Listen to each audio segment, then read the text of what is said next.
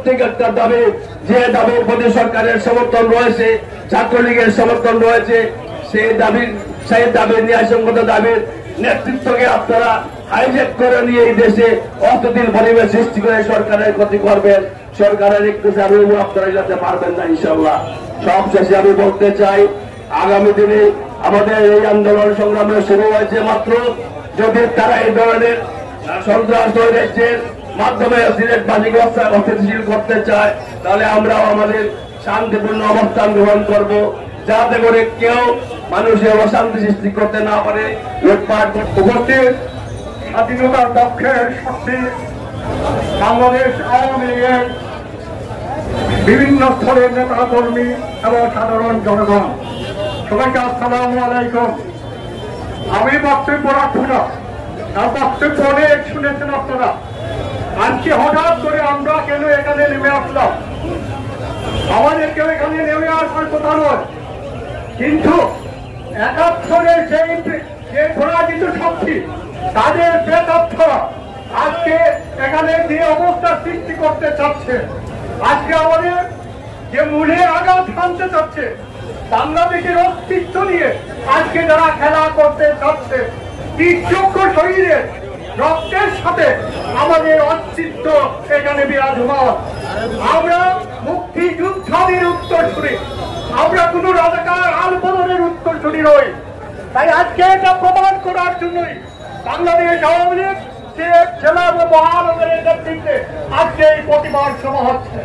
আমরা সাধারণ ছাত্রছাত্রীদের বিরুদ্ধে নয়, বারবার আমাদের নেত্রী যেটা বলেছেন, এবং এই যৌক্তিক আন্দোলনের সাথে আমরা যে একাত্মতা তা প্রমাণ দিয়েছেন। প্রতিটি আন্দোলনকে এই যে ছাত্রছাত্রীদের নিরাপত্তার স্বার্থে তিনি সমস্ত রাষ্ট্রের যন্ত্রকে ব্যবহার করেছেন, যাতে একটা কোমলমতি ব্যবহার রাখার জন্য আমি অনুরোধ করছি সিলেট সিটি কর্পোরেশনের লন্ডিত মেয়র, সাবেক টুকুর ছাত্র নেতা, জননেতা জনাব আনোয়ারুজ্জামান চৌধুরী।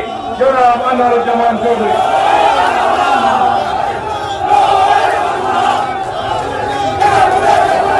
সংগ্রামী বন্ধুগণ,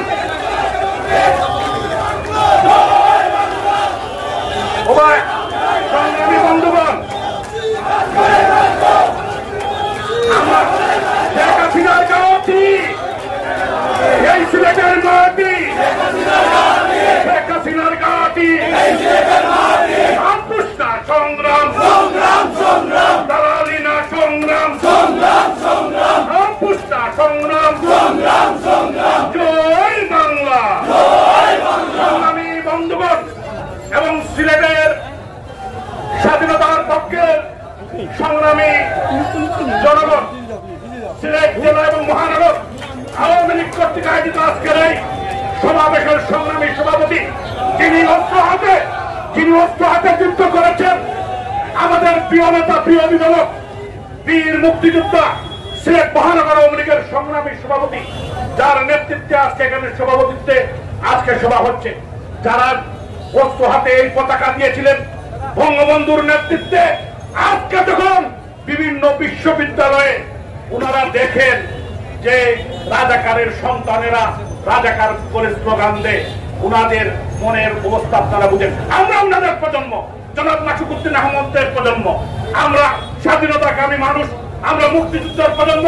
এখানে আমাদের প্রিয় নেতা অধ্যাপক জাকির হোসেন এবং আমাদের জেলা আওয়ামী লীগের সংগ্রামী সাধারণ সম্পাদক অ্যাডভোকেট নাসিরউদ্দিন খান বক্তব্য রেখেছেন, উপস্থাপনা করছেন। এখানে উপস্থিত আছেন দরম পাশা, থাইরপুর এবং মধ্যনগর থেকে নির্বাচিত সংসদ সদস্য, সাবেক ছাত্র নেতা, সিলেট জেলা আওয়ামী লীগের সংগ্রামী সাংগঠনিক সম্পাদক, আমার বন্ধু জননেতা অ্যাডভোকেট রঞ্জিত সরকার বক্তব্য রেখেছেন।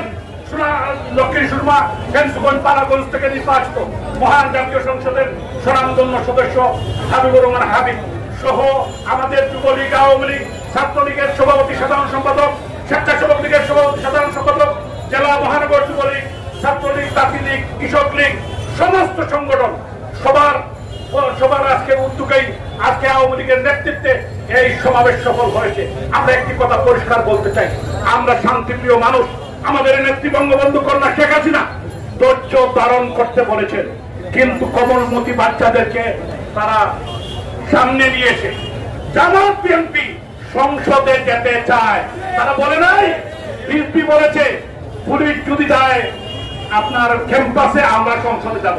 আয় রে বাবা, তুই একা বৈশা বৈশা বহুদিন ধরে তোর তসবি বন্ধ, এখন দিন শেষ।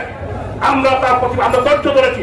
সাধারণ বিশ্ববিদ্যালয় ছাত্রলীগের 2 নেতাকে তারা পিটিয়েছে এবং তারা কিন্তু শান্তিপূর্ণভাবে তারা এখানে অবস্থান নিয়েছিল। আমরা বলতে চাই আমাদের ছাত্রলীগও যথেষ্ট। মহানগর জেলা ছাত্রলীগ তাদেরকে মোকাবিলা করতে পারবে, বিশ্ববিদ্যালয় ছাত্রলীগ মোকাবিলা করতে পারে।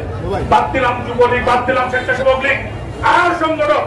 আমি তাদেরকে বলতে চাই, আমরা ধৈর্য সীমা, আমাদের ধৈর্যের বাদ যদি ভেঙে যায় তাহলে কিন্তু খবর আছে। আমাদের নেতৃবৃন্দ যখন নির্দেশনা দিবেন তাহলে একটি কর্মীও করে বাঁচতে থাকবে না।